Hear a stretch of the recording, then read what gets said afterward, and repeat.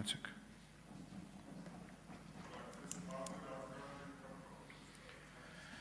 Դե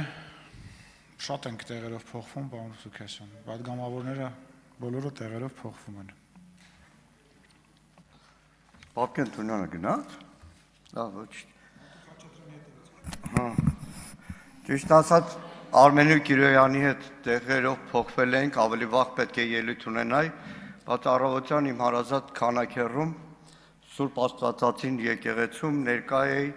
Հայաստանի Հանրապետության զինված ուժերի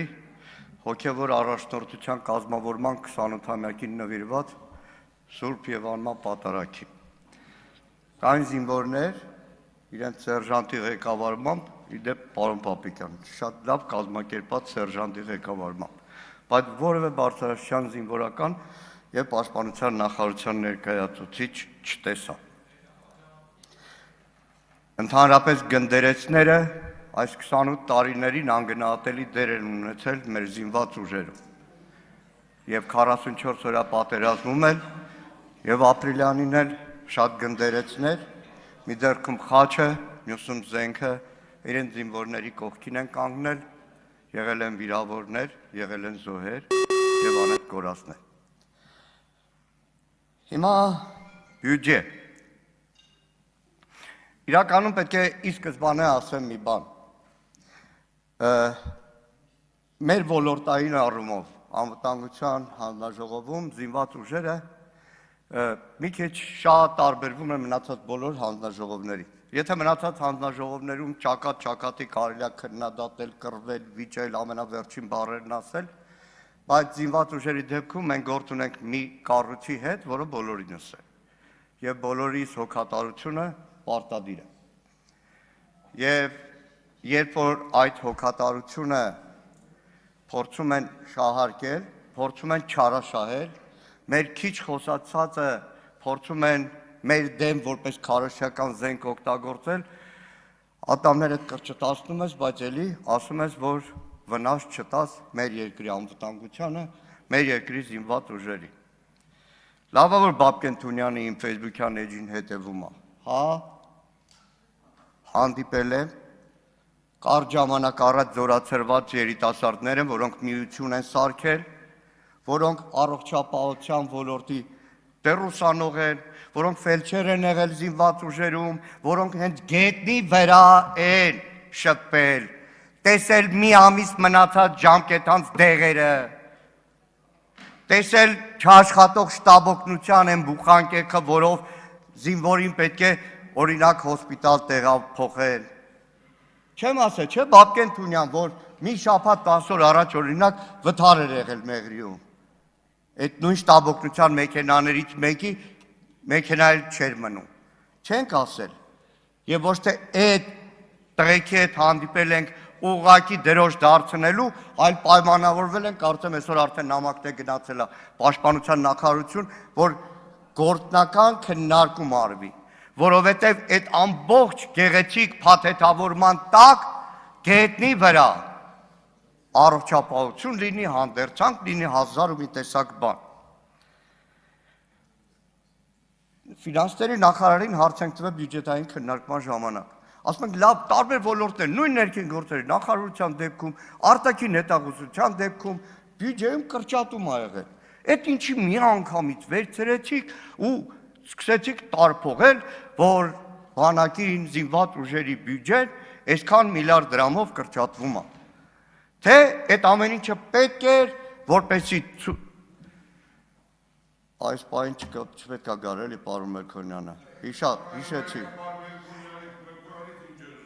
Սուքասյան, լավ էլի։ Չի կարելի, պարոն։ Հեսա կասենք։ Որովհետև դա արտաքին քաղաքական ուղերձ էր, որովհետև այս իշխանության քաղաքական կրեդոյի ուղերձն է, որ մենք կուճրտելու ենք, մենք բյուջեն բանակի կրճատում ենք, ուղղված Բաքվին, ուղղված Թուրքիային եւ այլ ոչ բարեկամ երկրների։ Հիմա այս վերջին օրերին շատ Սուրեն Պապիկյանը ազգային ժողովում հրավիրեց, երեկեր թե այս վերջի օրերին Նիկոլ Փաշինյանն է պարբերաբար ասում, եկեք տանենք, ցույց տանք, տանենք, ցույց տանք, տանենք, ցույց տանք։ Գնացել ենք շատ հաճախ, տեսել ենք շատ հաճախ, գովել ենք շատ հաճախ, դիտողությունները նույն պարոն Օհանյանը նստած է, գրավոր ենք ներկայացրել պաշտպանության նախարարություն, նույն ռազմաարդյունաբերական համալիրի տարբեր ձեռնարկություններ են գնացել, տեսել ենք, բայց այդ դարձնել տուրիզմ, երբ որ հարց առաջանում գաղտնիության դոստուկ չունեցող մարդուն, օրինակ նույն պաշտպանական այդ ամրացված շրջան չի կարելի գնալ, 50 հոգանոց խմբերը ո՞նց են գնում, ո՞նց են գնում, միջազգային տուրիզմի զարգացումն է դարձրեք, տուրիզմի զարգացումն է դարձրեք, բայց այստեղ կա մի հատ կարևոր բան, առավոտվանից գիշերը պարտանում եք, այդ տեսեք ամրոցներ ենք սարքում, ամրոցներ, լավ, Գեղարքունիքում այդ ամրոցը 6 տարի առաջ կարիք չկար, չէ սարքելու, դրա համար չէր սարքվում էդի։ Ջերմուկուի ուղղությամբ այդ ամրոցը սարքելու կարիք չկար, չէ։ Կապանում դրա կարիքը չկար։ Ես դες տասնյակներով ադրբեջանական նույնիսկ ֆիլմեր կարող եմ ցուցադրել։ Երբ որ վերջինը մի քանի օր առաջ Ադրբեջանի բանակի ազգային հերոսա խոսում, մտած թունելներով, մանա գալիս ու ներկայացնում է, թե ինչ ինժեներական աշխատանքներ են եղել։ Շատ հաճախ իդեպ ադրբեջանցիները այդ ամբողջ Արցախի առաջնագծի պաշտպանական համակարգը շատ հաճախ կոչում են Օհանյանի պաշտպանական գիծ։ Հիմա ասում եք, եկեք գնանք այդ ամրոցը տեսնենք։ Երևանի քթի տակերը ավելի լավ է այդ ամրոցը տեսնել, թե օրինակ Աղդամում ու չեմ անում մեկ այլ հեռավոր, հարյուրավոր կիլոմետր Երևանից հեռու տարածքներում։ Կգանք, կտեսնենք էլ բնականաբար։ Ամենաշատը, որ խոսվում է, ատեստացիա, աշխատավարձը բարձրացնել։ Նիկոլ Փաշինյանը վերջերս ստատիստիկա է։ Իդեպ ուզում եմ հիշեցնեմ Նիկոլ Փաշինյանին, որի բերած ստատիստիկաները մեկ-մեկ այնքան վատ կանխազգացումների տեղիք են տալիս։ 20 թվականի հունվարին հիշում եք, Նիկոլ Փաշինյանը ստատուս գրեց, թե բանակում պատմական մինիմումով զոհեր ու կորուստներ ունենք։ 20 թվականի հունվարի։ Հիմա, երբ որ թիվ են հրապարակում 700,000, 30 պայմանագրային զինծառայող ստանում է 700,000,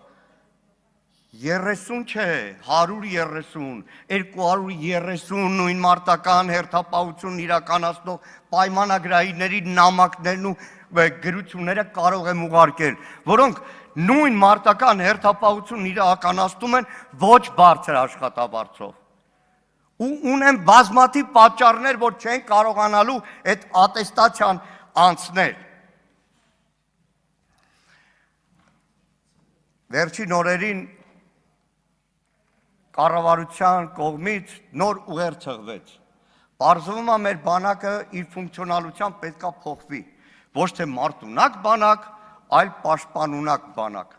Պարոն Պապիկյան, այդ ձեր մշակած կերպափոխման հայեցակարգն է, որը հաստատվել է, չէ՞ պետքա կյանքի կոչեք, որտեղ իդեպ ասում եք, անվտանգության պահպանումը հնարավոր կլինի միայն առաջանցիկ ռազմավարությամբ եւ ժամանակակից պարազինությամբ համալրված դինամիկ զարգացող բարձր մարտունակությամբ արհեստավարժ բանակի արկայության դեպքում։ Լսեք, բանակները բոլորը մարտունակ են լինում, պաշտպանունակ լինում են պետությունները, որ ցանկացած վտանգի դեպքում ամբողջ պետական համակարգը լինի պաշտպանունակ, մարտունակ բանակը իր խնդիրը կատարի, պետական ապարատը այն, ինչ որ 44 օրային ձախողվեց վերից վար պետական ապարատով, պետական ապարատը այդ պաշտպանունակությունը ապահովի։ Եվ վերջում, դիմում է զինվորականներին, նայեք, անկարգապահության կոչ չեմ անում, բայց ցավոք սրտի անցնող մի քանի տարիները ցույց տվեց, որ հերթով բոլորի փուրն են տալու։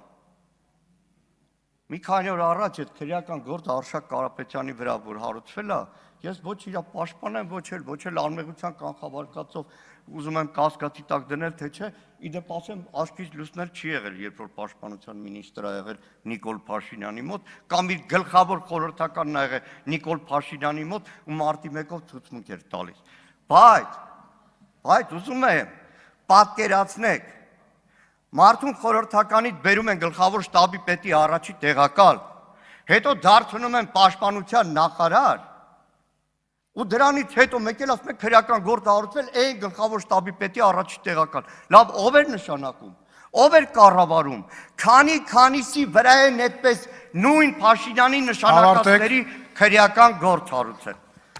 Ափսոս, ժամանակը քիչ է։ Մարդ եք գտել, պաշտպանում եք, պարոն Մանուկյան, դուք էլ։